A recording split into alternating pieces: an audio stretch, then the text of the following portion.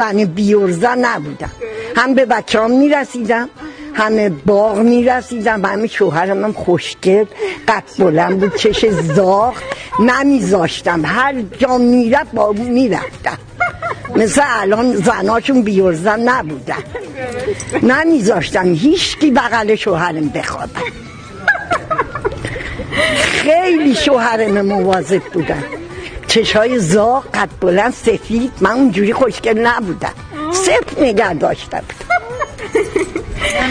هر جا میرفت با اون میرفتم اینجوری. من خانه داریم، زندگی داریم، خیلی رضایم، همه قدیم همه الانم. 15-16 ساله شوهرم مردن، بچه هم نمیذارن سیاه سفید دست بزنم، بچه های خوبی دارم، کیف دنیا رو میکنم. کرونا نم گرفتم، اون وقتی سرما نمیخورم، عشق دنیا رو میکنم. قدیمم اشتغال کردم، الانم اشتغال با بچه هم میکنم. عروسی‌های قدیم چجوری